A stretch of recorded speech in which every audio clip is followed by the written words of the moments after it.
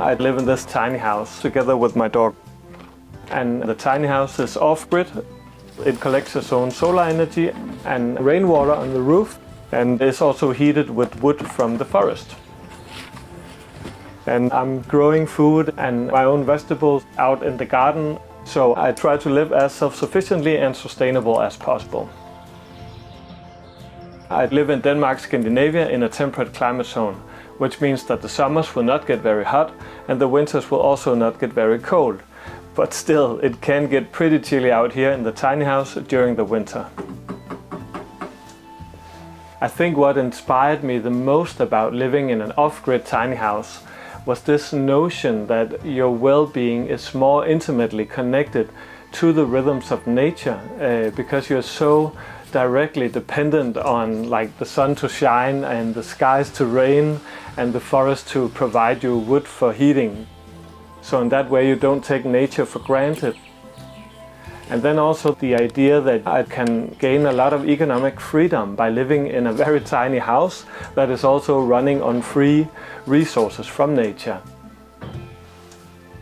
I was working in the city for a number of years, and I just realized that city life and the hectic life just wasn't for me, and I wanted to break out of that. And then I felt that if I could live in a way where I could survive on a smaller income, then I would have the freedom to really discover a new way of living and working, really. So I decided that I wanted to build a tiny house and try something different. So I started building a house which was actually not this one, but it got stolen after a couple of months, and I never did see it again. So I decided to build this house the year after, and thus I had a little bit more experience than I would have had if I had only just built the first one. Tiny living gives me the opportunity to live on a very tiny budget. So I think I can get by for maybe $750 maybe a month. And to me at least, it means that I can invest a lot of time in activities that I find are very meaningful. Like for instance, obviously I get to spend a lot of time in the outdoors and also just be developing practical skills. And then also I get to spend a lot of time with my family. Especially after my dad, he passed away a couple of years ago, but I was living in this tiny house, and it just meant that I had the opportunity to spend a lot of time with him, and I'm really thankful for that.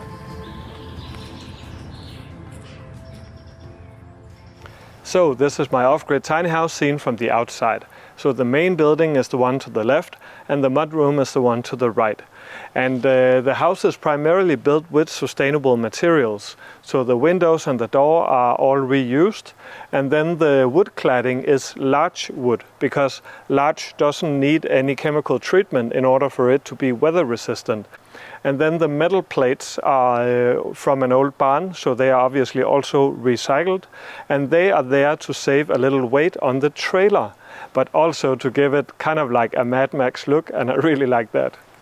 And then I have this mudroom that I built last year, because after I got a dog, I realized that it can be very practical when you live in the forest with a dog and in a tiny house, that you have a small mudroom where he can shake off all of his mud and dirt before he enters the house.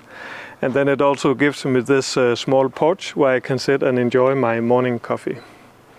And here in the mudroom I have a shelf where I can store some of the food that I produced in the garden, and also some backup food that I bought in the store, like canned goods and such, and also some tools. And then I have this quite simple sofa, which is made out of reused pallets. So yeah, it's pretty functional. And then it's also nice because then I can sit like semi outside and enjoy the view to the meadow, and if it rains I will be dry in here. And this is the backside of my house where you can see my rainwater system. So you can see how the gutters are connected to this white bucket, which is my sand filter. And in that there is gravel and stone, and also sand and charcoal. So it cleans the water before it percolates down into this water tank. Then I insulated the shed with wooden fibre insulation, which is the same insulation as the rest of the house, and it's a pretty sustainable type of insulation. And then when I need some water for the house, I just take this tank and put it under here, and then I fill it up and go and take it into the house. So it's pretty simple, but also very functional. And right next to my tiny house, I have my compost toilet building. So in here we have this simple compost toilet that just separates the hard stuff from the liquid stuff. And yeah, it's pretty simple and rustic, but it does the job. So welcome inside of my off-grid tiny house. So my kitchen may look like a regular kitchen somewhat, but because it's off-grid, it also is very different. Like my water is from this container, which has 8 liters, and I need to fill it up every day. And then I have water on the tap, but it's it's only cold water, so I need to heat the water that I use in either this one or in this one. And then my stove runs on propane, so yeah, and it is connected to my very tiny oven down here, so I can make like most food, most types of food, but it is not too big. And then underneath I have my very rustic and simple, like I can draw out my pots and pans in this box because I attach some wheels under it. And then below the kitchen counter I have a container for my dirty dishes and also for my food scraps, which I give to my chickens and also put into my compost bin out in the garden. And then I have my regular waste to the one side and also my water container to the other side. So this is the water tank that I fill up every day and then fill this one up afterwards. So I could have like a water heater on the outside of the house, and I actually did have that back in the day, but it was always in the risk of freezing during the winter and in the spring. So I just decided that it was easier for me just to have water in this container inside. And then over here I have my wardrobe for jackets and such. And then I also have my very practical mini fridge, which is super silent. So it is very practical when you live in a tiny house that you cannot hear the fridge, because it can be very irritating when you sleep. And this one does not use a whole lot of power, but I have actually turned it off right now because it is October, which means that I get a little less sun on my solar panels and also on my batteries. So I need to save on the energy that I produce. So I might as well instead be using the cold temperatures outside.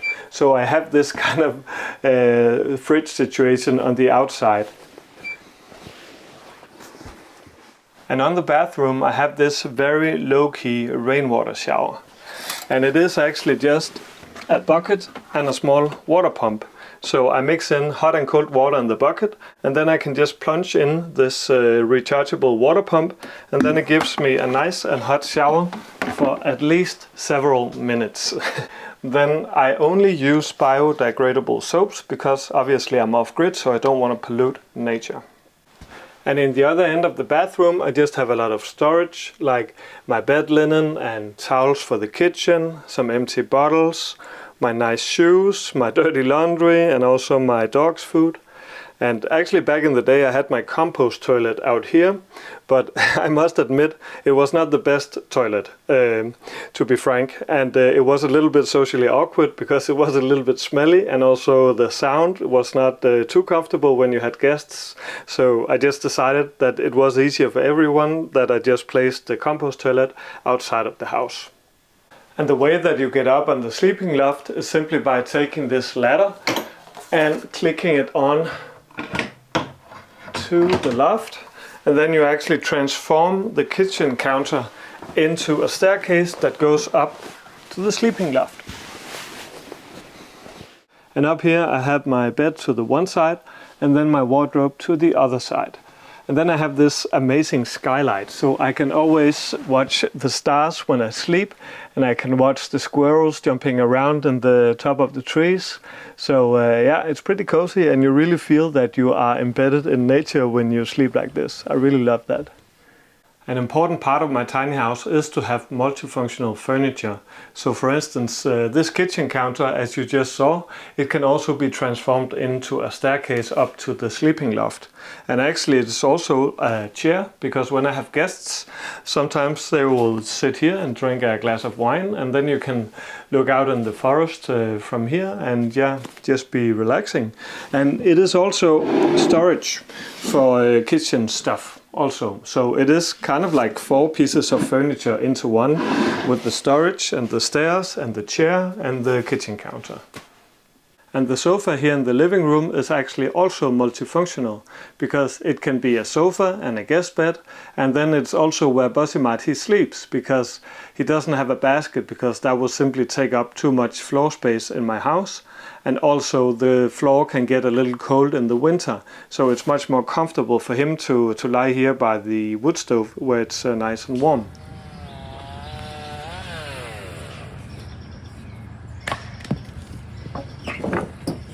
Heat obviously is with the wood from my own forest, but it is also from the sawmill, because out there I can buy some pretty cheap scrap wood, so I know that I have enough for the winter.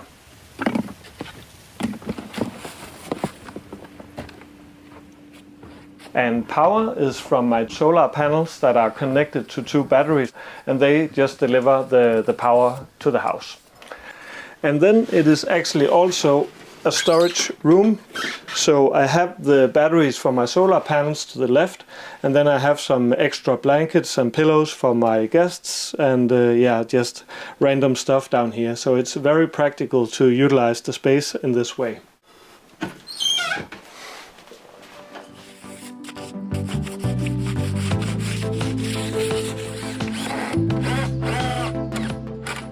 So I think it took me about 6 months to build this house, and I think it cost me about $14,000 US, which was a little more than I expected, but it was during the Corona crisis, so the prices went up on building materials at that time. So my tiny house is parked on this property that I bought in 2021 after having lived on a different property for 1.5 years. And it is just adjacent to a big forest on the one side and a big meadow on the other side. So it really feels like I'm engulfed in nature all around me out here, even though actually that the area is part of a summer house area, which means that I cannot legally live here the entire winter, so I need to be away for 9 weeks every winter. So I have this winter nomadic lifestyle where I am either traveling or maybe visiting my family during the winter, and then I come back here to live here full time in the spring. So there are a lot of daily chores to this lifestyle. So in order for me to be living here off the grid, I need to tend to all of my systems. So for instance, sometimes I need to sweep the roof from leaves, because otherwise they will clutter the gutter and thus pollute the water system. And also obviously I need to chop wood and stack wood and get it from the sawmill or from the forest. And in wintertime, sometimes I need to sweep the solar panels from snow, because otherwise I won't get electricity. Yeah, so there are always something that you need to do. Also out in the garden, either I'm building the garden or I'm harvesting in the garden or whatever it is. And then if anything breaks down in this house, like if there is something wrong with the solar panels for some reason, you are the only one who can fix it. So it can be a little bit stressful. Yeah, it is a lot of work to live like this, but luckily it is also great fun at the same time, at least I think so.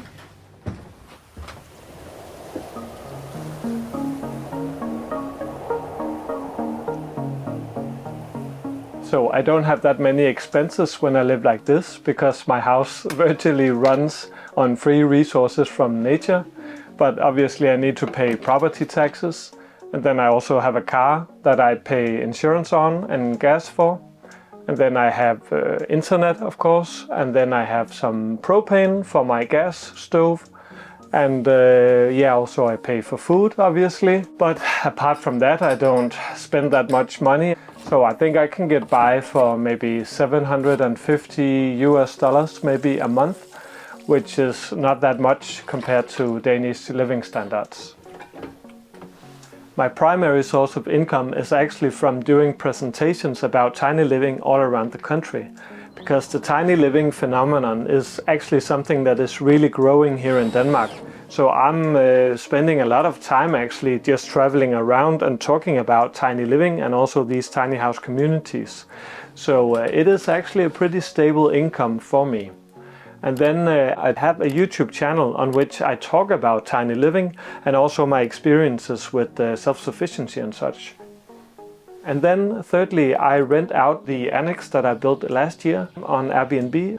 So it also gives me an extra income.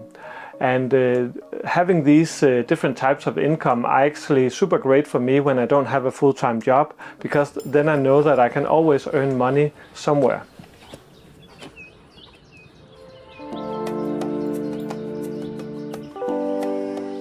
So there are definitely some challenges to this way of living. It is hard for me sometimes just to find the time to take a day off to go out and be cultural and social because of my lifestyle. So I really miss that sometimes, like going into the movie theaters or going out and having a dinner with someone. I don't do that a whole lot. So I think I also really need to get better at that. But something that I really love about my life is that I get to do a lot of creative projects all the time. And I guess I have always been that kind of person, because when I was a kid I was running around in the forest and always building a small cabin or maybe a hut, or maybe I was making a bow and arrow. And I guess it's virtually the same that I do now as an adult. So I don't know, maybe I haven't evolved that much as a human being. But at the same time, I really I feel that it's such a privilege to be living in a way where you feel that work is actually play, and that you can be doing that every day of your life, really. Now I feel that I'm ready to move into a new phase of my experience with tiny living, so I will be turning this property into a more self-sufficient permaculture homestead, and I will be building a new tiny home. Subscribe to Exploring Alternatives, and please share this video if you liked it. You can also follow and find out more about Anders' tiny house life on his YouTube channel. Thanks for watching.